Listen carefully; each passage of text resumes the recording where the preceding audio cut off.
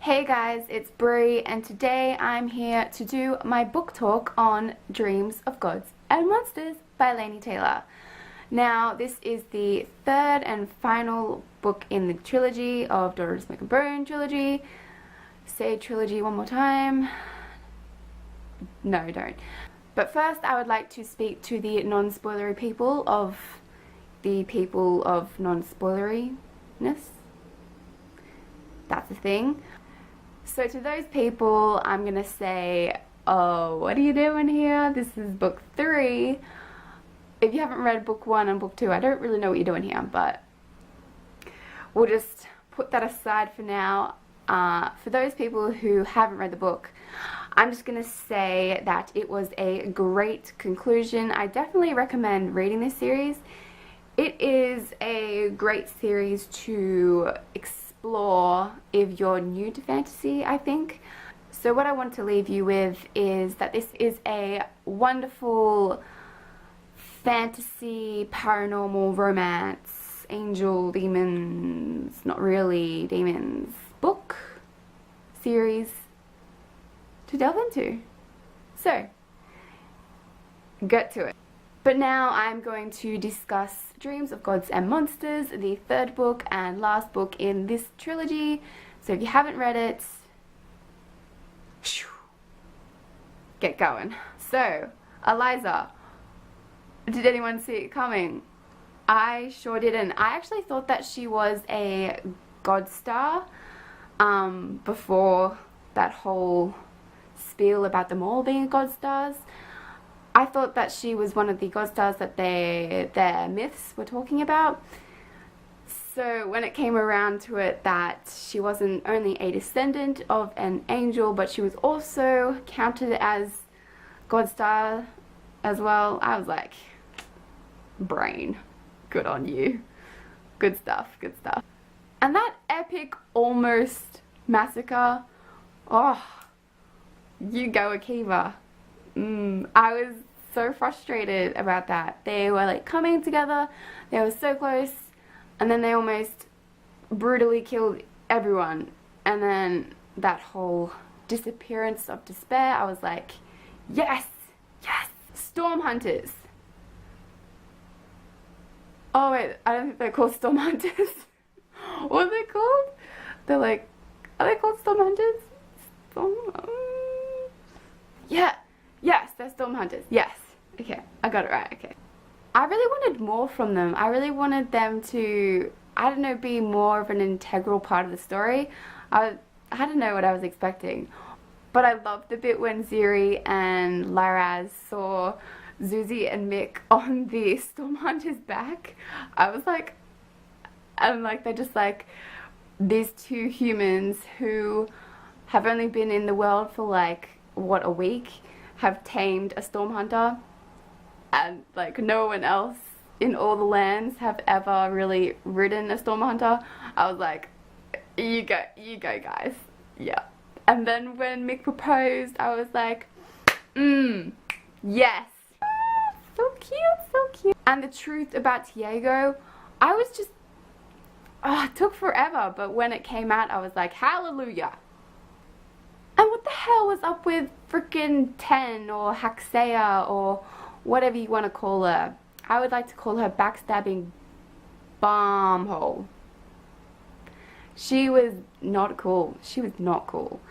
That was such a curveball. I didn't even see that happening. I mean, I just thought that she was playing Ten's personality really well. Not that she was a conniving little jerk, you know?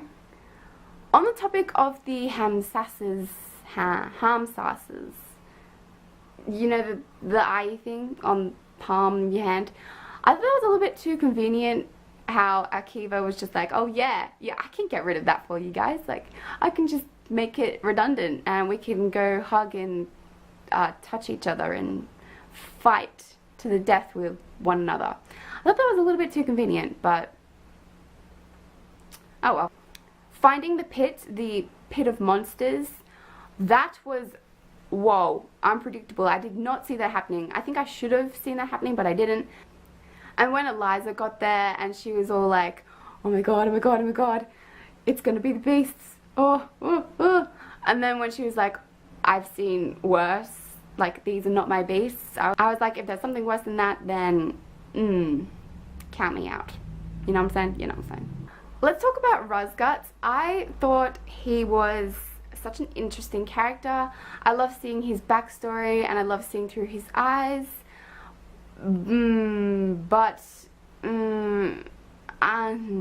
I did not feel for the creature, but I thought the whole concept of the Fallen was really intriguing, and I loved how it really kept you on your seat, and you saw the correlation between the phrase "in a terrible and terrible and terrible world." Like he says that, and also Eliza says that, so I liked that really dual perspective between those two, so you knew that they had a connection of some sort, but you didn't know what. And then when it was revealed, I was like, huh, cool. Esther, what a backstabbing biatch. I knew that she was a little bit of a loose cannon, but I didn't think that she would resort to turning her back on, you know, Carew. And like, if Susanna saw something bad in her, then obviously shit's gonna be real, and it was. And then also when Mick steals the whole, what do you call them, Lucknows, Gabrielle's, that was like beautiful, beautiful work. I love when Jahail went back to the camp and there was like victory, vengeance, banner thing, and then the smirking guy was like, they put up a valiant attempt, and then that smirk going on. I knew something was amiss here. And when it was revealed that the Chimera and the Misbegotten won with the Stellion's help, of course, because that was just obvious, like they had to help. But when we found out that it was just Scarab letting loose all those guys falling to the floor, damn girl, she's got some powers. Stay away from her.